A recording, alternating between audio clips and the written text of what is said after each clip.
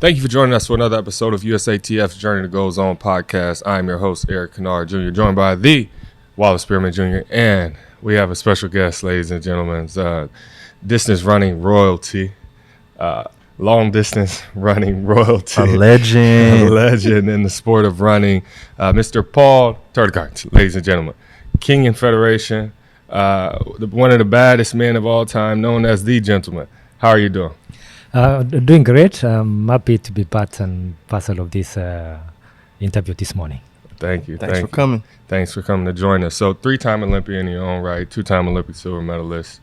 You've run everything from the 3,000 to the marathon. You've shied away from no distance as it relates to running. Spent some time in the Kenyan Air Force, correct, Captain, if I'm not mistaken. What is it like to have such a dedication to both country and sport? And how do you just continue to participate and progress the sport of running in your country? One thing that I really want maybe to put straight is that sports is a very unique ecosystem. Mm-hmm. And if you need to have everything that you want in life, be discipline, dedication, hard work, this is what it brings if you are fully in sports. And as you have just said that been able to be in all terrains from cross country, 5 times world cross country, world record between 10K, half marathon to the marathon, and also huge for a long career within the track and field. And all this is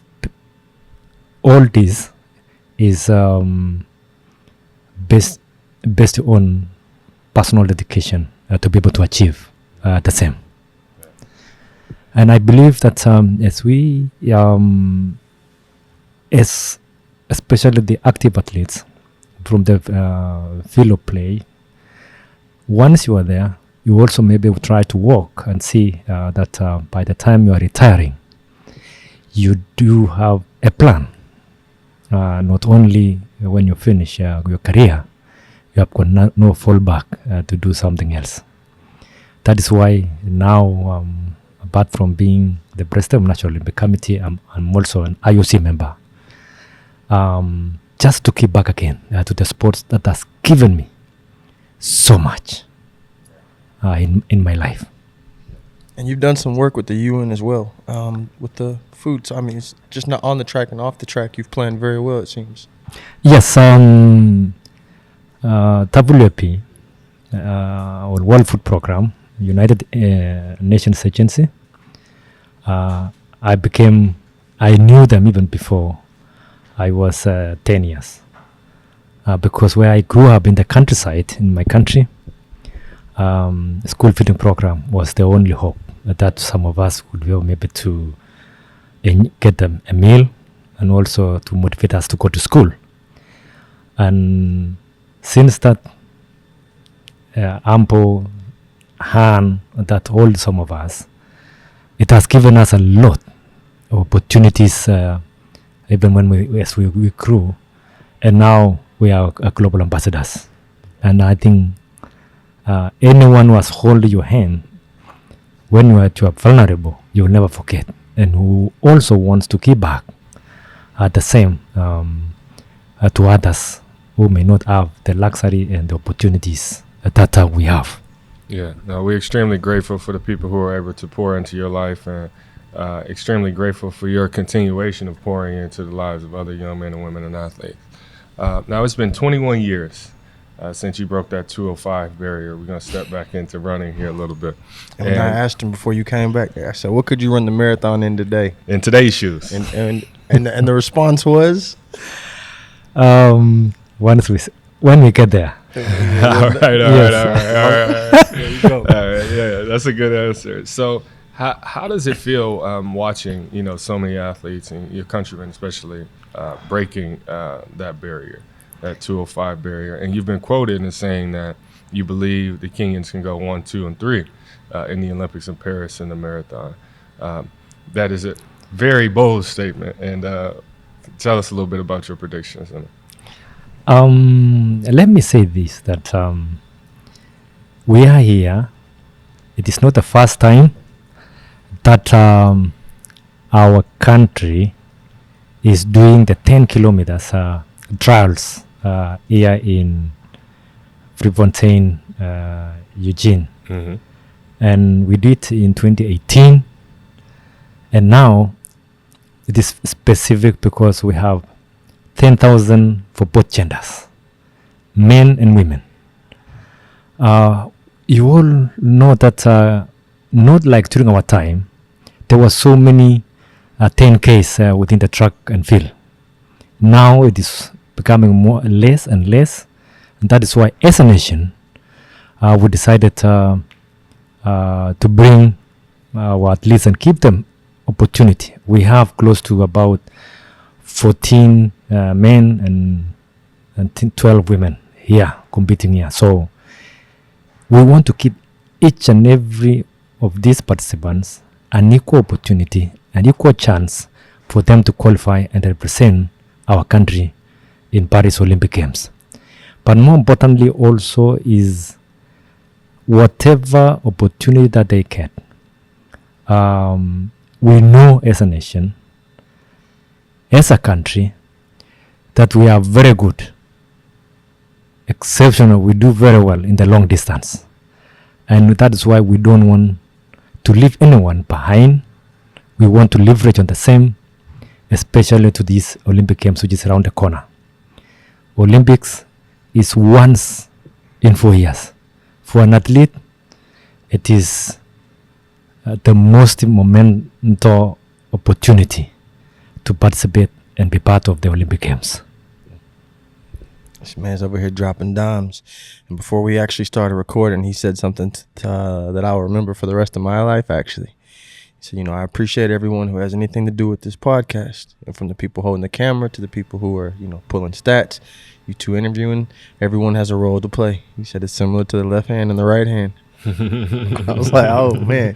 Never heard that before, but all right, I got you. So thank you for dropping all these gems on us. I appreciate that.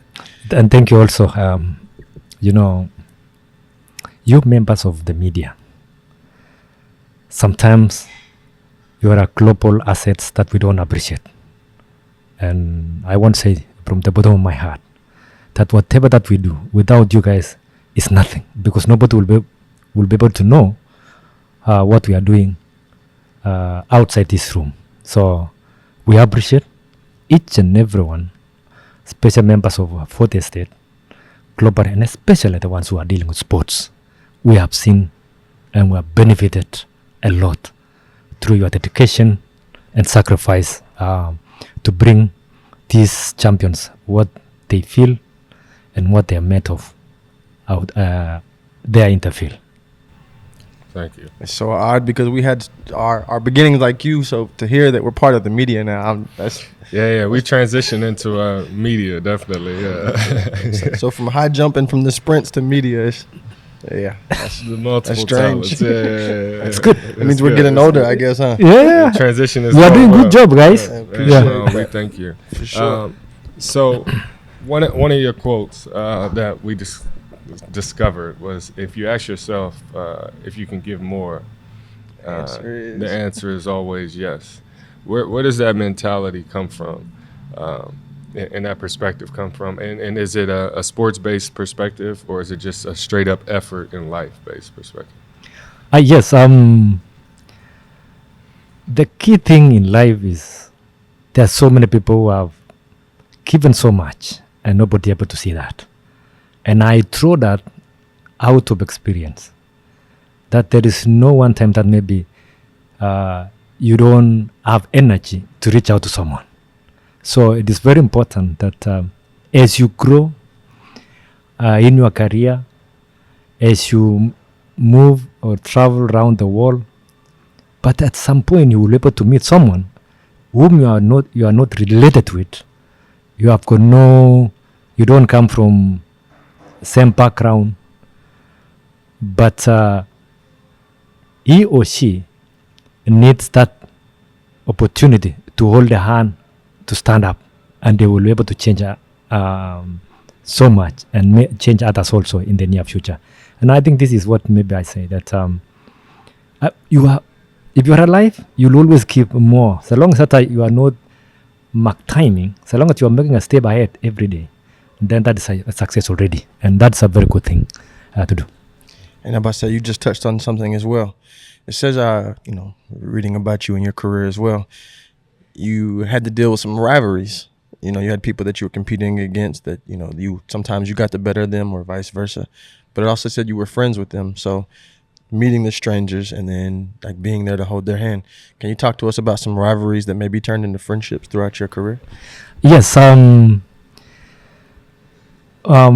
always competitions is one opportunity that, and especially in sports, we are in sports not to create rivalries in terms of a threat in our sports.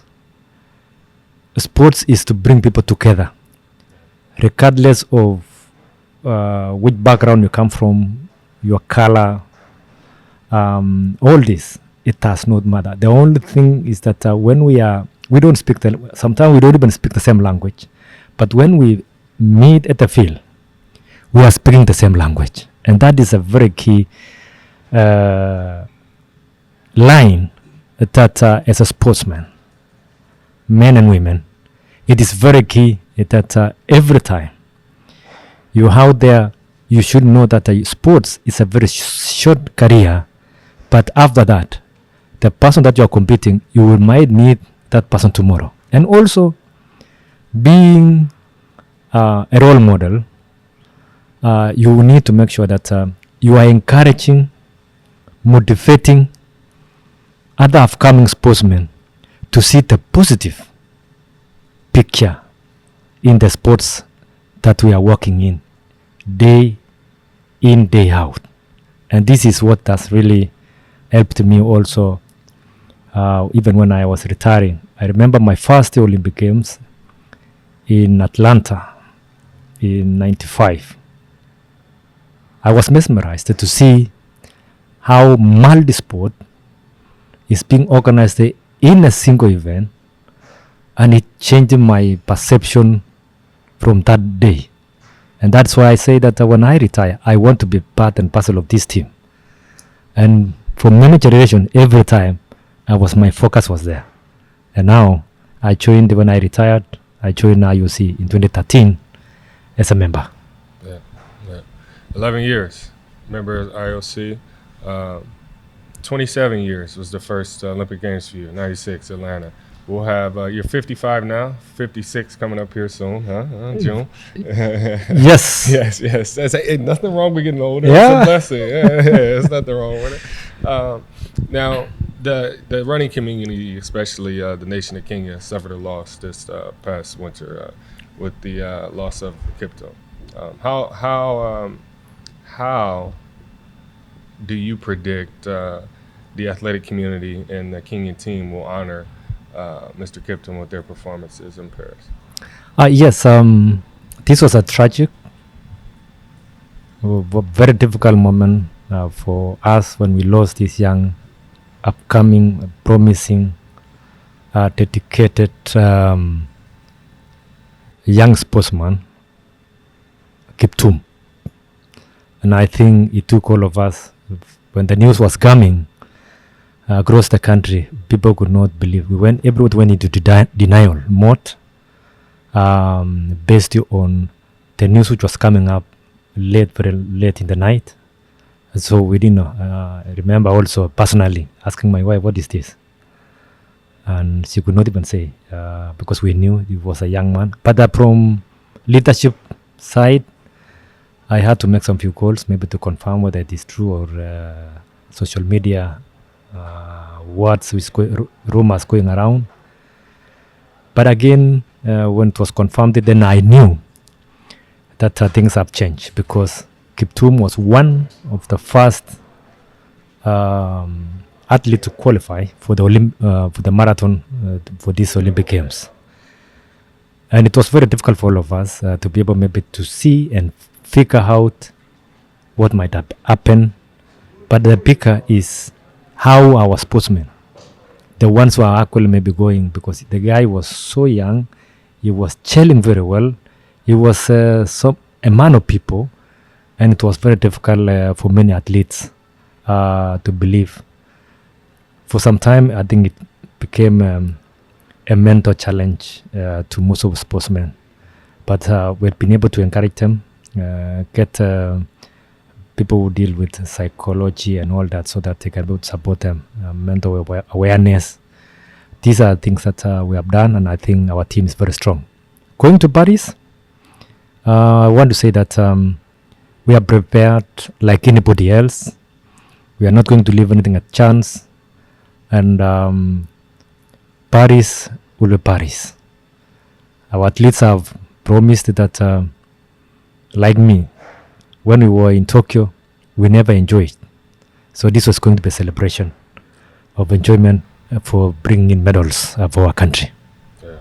We definitely wish you luck in all your efforts and support you all in your goals as well. And then I think there was a list that came out, and it had the countries, and it had how many athletes you had qualified for the marathon.